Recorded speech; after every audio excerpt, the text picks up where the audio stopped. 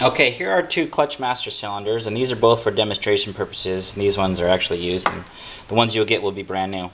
Okay, so our kit comes with hardware to mount the clutch masters to our brackets, and the reason being is because it depends on what style clutch master you use.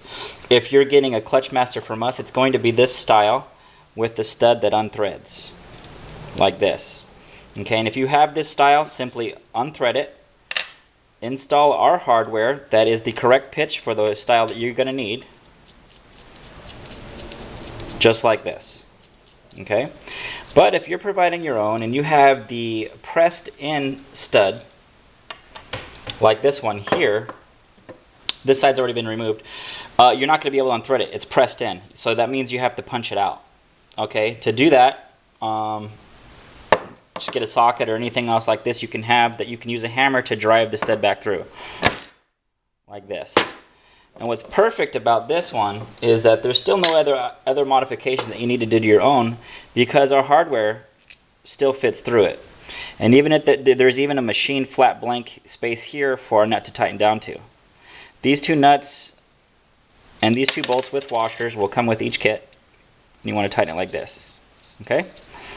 Alright, so now we're going to be mounting our master on our pedal assembly. Bring that over here. When you're getting ready to install your master, just go ahead and install your clevis, or your clevis pin and cotter pin, and simply slide it through here.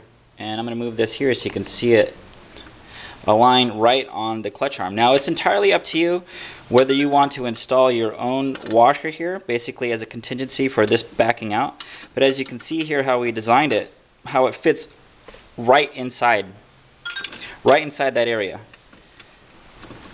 Okay, once this is tightened down, there's virtually nowhere for it to go if it were to slip out or anything like that. Once the conversion bracket is installed in your pedal assembly, it's a good idea to keep everything relatively loose. You can have it snug. This is going to give you some adjustability in this area, right and left, up and down. And the reason being is so that you can set your clutch master cylinder in the correct position that it needs to be.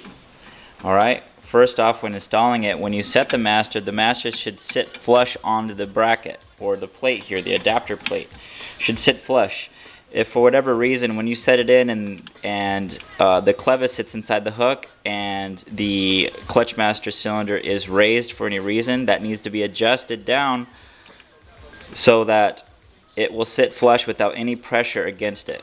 Okay, what will happen is if the clutch master cylinder is raised like this, and when you put the bolt in, that means you're going to compress the cylinder out of the start position, so you're not going to get an optimal bleed out of it. Okay, so once you've achieved this, then let's say with this OEM style, if this were to happen to you when you go install it, and even if you pull out your clevis all the way and it's still loose here, like if it's not reaching and you feel like you need to adjust it, and you adjust it out so much that there's not any threads left here. I'm going to open this up so you can see what's going on here. Let's say if you adjust it all the way out and it still doesn't reach to your desired location, let's say if it was still loose, then that's when you use this back bolt here, and that's what this does. What this will do is set the pedal to where you need it to go. So what I'm doing is I'm backing out the stop to simulate any issues you might have. Let's say this isn't necessarily where you want it. You want the clevis to be somewhat in the middle, but also give you enough adjustability if you need to tighten it over time. So what will happen is you set it in there and it still feels loose. What you'll do is you'll push down the pedal using this nut and bolt here. What this is going to do is drive the pedal towards the clevis. And I'll do it faster so you can get an idea. What I'm going to do is I'm going to continue driving it to give you an idea of what this will do. As you can see, it's already pushing against the clutch master cylinder, raising the cylinder off of the plate, which means you'll end up having to compress it when you bolt it down. So make your adjustments as necessary. This will work with both OEM and the aftermarket Clutchmaster cylinders, such as the Willwoods we work with. Alright, once you get the desired location, that's when you tighten up.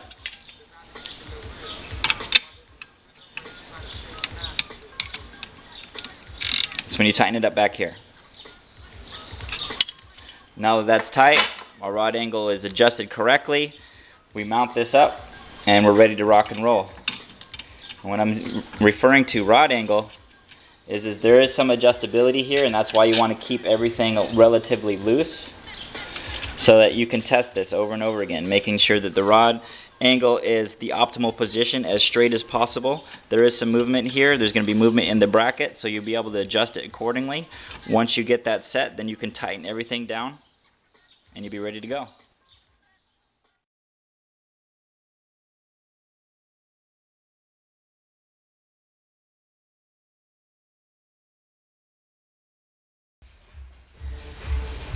Okay, we're ready to install our pedal assembly. We have our pressure line ran already, ready to go. We have our reservoir full and the feed line is capped off, ready to go. We have our bench bled Clutchmaster that's capped, ready to go. And I noticed that this was the easiest way to get the pedal assembly in and out. Steering columns down with all the fuse box clips unplugged. And now the pedal assembly is in.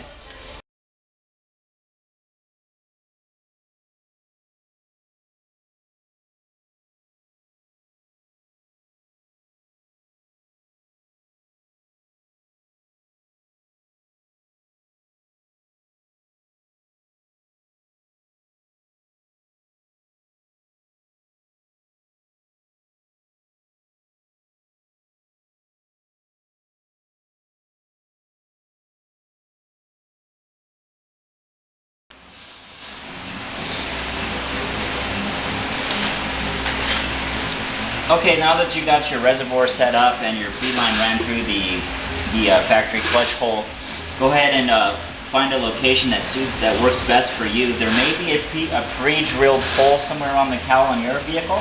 There isn't one on here, so we're going to be drilling one ourselves. Just above the clutch hole, keeping the reservoir from hitting the hood, and keeping the line straight without any kinks in it. Once you find that location, just begin to drill your hole. We do provide nuts and bolts for mounting. Okay, here's the reservoir installed. This is where we chose to mount our reservoir. It just makes the most sense. Any one of you guys can mount it anywhere else in the area that makes sense to you or works for you. But in our case, this is where we liked it. It worked best for us. But to get to it, as you can see, the cowl is missing.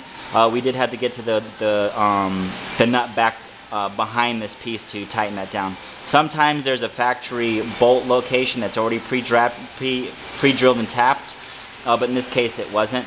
So we went ahead and added one. Okay, I'm going to be going over some bleeding techniques. In this case, we're using a reverse slave cylinder, but this technique can be used with the stock style and the reverse style. I would highly recommend using an air-assisted vacuum pump for this case, regardless whether you have a helper or not.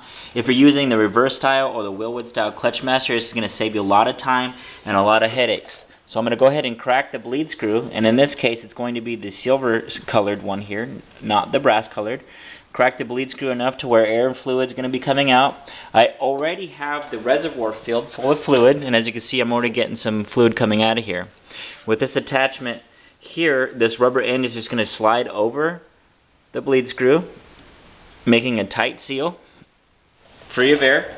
I'm going to attach my air line to my bleeder and suck. And you can start to see fluid come out of here. If you can't, you can hear a difference between when it's coming through and when it's not. Now, when do you know when you've got it all? Well, when you stop seeing air come out of the tube. When you see just a solid stream of fluid, you're most likely done. And it's really as simple as that. Let me do a little bit more. Okay, looks about good. Okay, when you take this this attachment off, the fluid's going to want to come out, so make sure you have a pan of something underneath to catch the fluid from dripping. And then tighten it. Once you have the bleed screw tightened, go ahead and test to see if you have pressure. And if you don't, then just repeat the process. But let's go ahead and test this out.